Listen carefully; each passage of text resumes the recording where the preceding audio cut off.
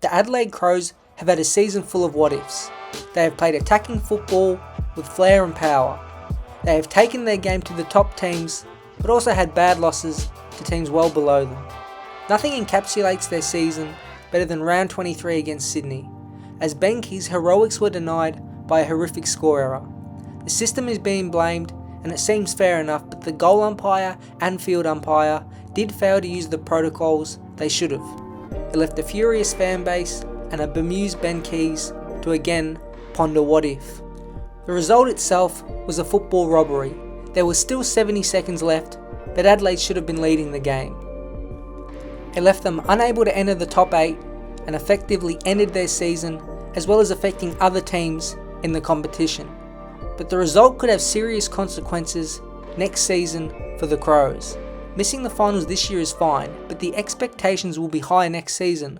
The goal review error is a key reason why the Crows missed the 8, but they did stumble many times in 2023. In games decided by 18 points or less, Adelaide had just 2 wins and 8 losses. They pulled off a miracle against the Hawks in Tassie and did upset the Lions at home, winning through efficiency. A gallant effort can only get you praise in the end, and you do have to win close games in the AFL. Even if we gave Adelaide a 6-4 record in these 10 games, they would sit roughly 5th with 14 or 15 wins and would be a fearsome opponent in September. They were obviously unlucky against the Swans, and their captain Jordan Dawson should have had a shot against the Pies at the G to win that game. But the rest of the losses have been due to the small bits of inconsistency that is still crippling the Crows. Something Matthew Nicks has noted throughout the season. They just left it too late against Brisbane and Melbourne, had a horrific second half in round 1 against the Giants, and a flat start against the Bombers in round 17. The worst was not being able to hold on at home against Collingwood. They have no doubt been on the wrong side of a coin flip a couple of times, but Adelaide is still no finished product. They are often showtime at home, but don't show up on time on the road, and they have a dismal 2-8 interstate record this season. Adelaide have shown clear improvement throughout the squad, but there isn't much middle ground in Adelaide's list.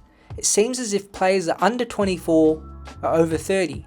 That's why it sets up next year as a fascination to see if the younger players can learn from the frustration of this year and essentially grow up. The Crows' player recruiting has probably been the main reason they have improved pretty quickly.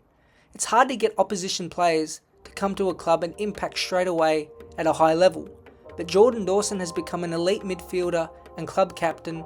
Isaac Rankin has paired fantastically with Josh Rochelle, and Ben Keys can battle as an inside midfielder, tag, play forward, and is the ultimate team player. Even rookie picks in Nick Murray, who unfortunately did his ACL, and Jordan Butts, who hurt his foot, will be key defensive pillars for many seasons. A lot of Adelaide's best players have been picked outside the regular AFL draft, but that is where the attention should lie for the Crows and where the needed improvement should come from. The AFL draft in the past 6 years has so far been more miss than hit for the Crows. Their national draft selections after 2017 are yet to fully take the competition by storm. Darcy Fogarty, picked 12 in 2017, has shown big glimpses, but is still yet to take the mantle from Tex Walker. Chase Jones, picked 9 in 2018, did take a big step forward and seems to be a mainstay wingman, but again, more improvement will be expected. Ned McHenry, taken pick 16 in the same draft, has been in and out of the team, but still does flash occasionally. 2019 saw Fisher Mackesy at pick 6 flop, while pick 24 in Harry Schoenberg, like the others, has been in and out of the midfield rotation. Riley Thilthorpe and Luke Pedler have been big positives this season, and they've become mainstays from the 2020 draft, while Braden Cook is yet to get going, and after a breakout year from Sam Berry, he has lost his place. We know Josh Rochelle and Jake Saligo signed big contracts after their performances this year as well. It's a big group of top 30 draft picks that need to get going. The entire group from 2017 onwards is still under 24, but it's time for them to evolve into important cogs in the team. So far the group has shown flashes, but for Adelaide to challenge top 4, the growth and consistency is a must. If they can achieve this from 5 to 7 of these players, you'd think they'd be well on their way. Another important person is Darren Burgess. The world-renowned fitness and high-performance manager had the group for his second season this year. We saw the work he did at Melbourne to get that group ready for a premiership. So after another pre-season, the younger players really should have the fitness base and strength to take it to the competition. But the expectation will be on Adelaide next year.